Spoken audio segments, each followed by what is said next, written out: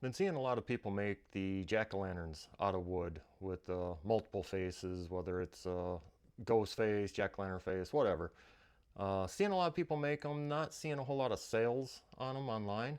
So I figure I'm going to take this 3/4 inch by 5.5 inch poplar and an 1/8 inch piece of birch plywood, make one a little bit smaller and try to put my own twist on it. See if I can't spark some interest in same project with just a little bit of a twist. Let's build it.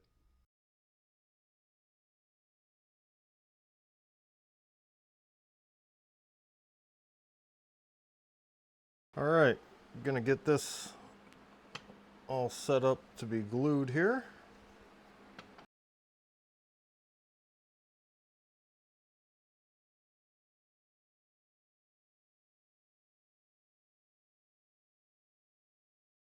And throw some pin nails in her.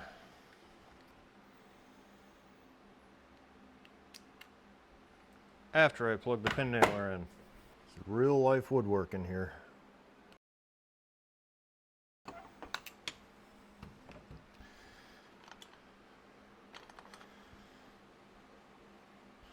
Alright, not too bad. Can barely see where that, let me see if I can get the angle, where that miter is off. It is just a hair right there, barely a fingernail, but I'll take it. So we'll go ahead and get this other one done up now. Give this a check for square.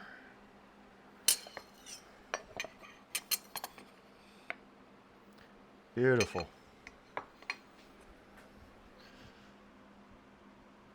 Looks good.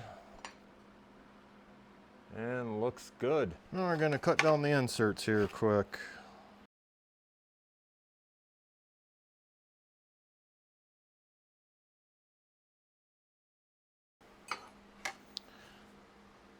Well, that's roughly what the insert size is going to be. I'm going to go ahead and cut this out and we'll start test fitting.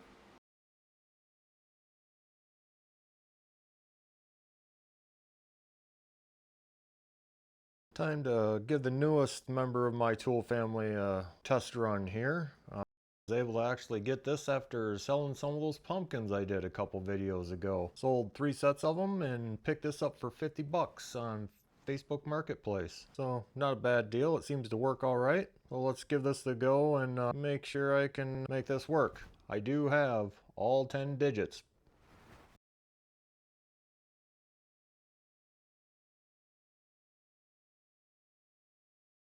Not coming out too bad here. Have to do a little sanding to clean up some of my wobbling. I'm using a spiral blade. Heard people just rave about those, but I like it. So I'm gonna go ahead and pop into the next hole and finish this up. Not horrible for the first go. This is what I've done without actually just making squiggles in the board. But I think for the mouth, since it's got so many ups and downs and straights, I'm probably going to go with a pin blade here. Alright, I'm not too awful disappointed. Gonna go ahead and get some sandpaper after this and finish her up.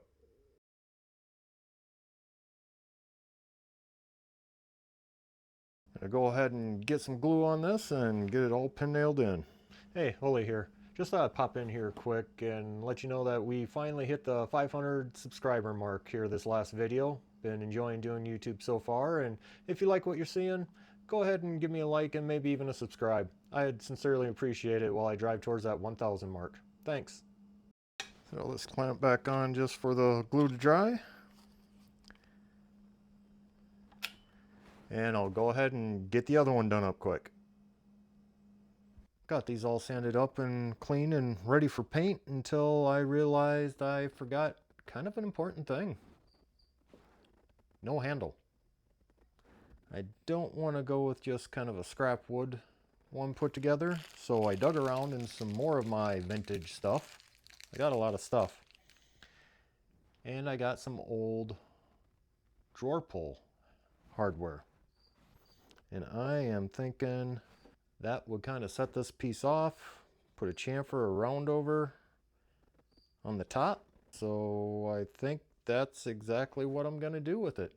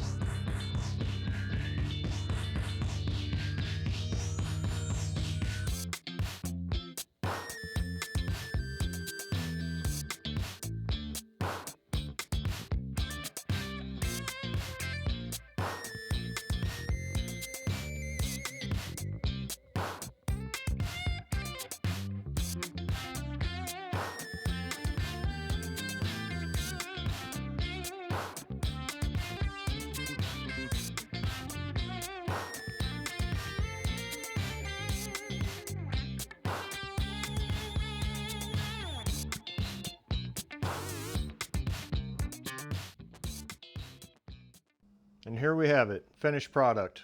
We got the tried and true jack-o'-lantern here. That's always a good favorite. But we don't want to have to just store this after the Halloween season. Building a basic box like this allows you to do custom inserts. Whether it's the base holidays, birthdays, new children, new grandchildren, wedding anniversaries, wedding divorce, not going to judge. But you can just simply swap these out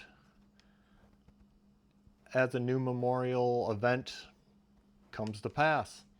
And this way, you can actually make this base unit part of your everyday decor. And all you have to do is store these.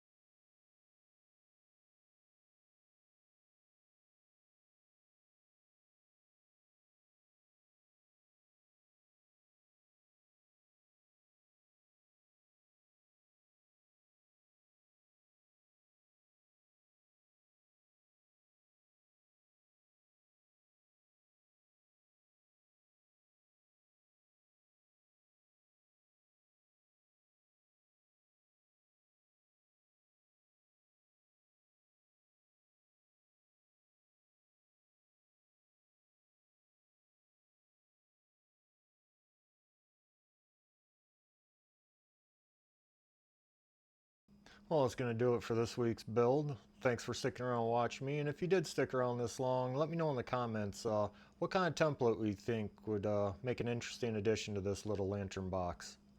Thanks for watching.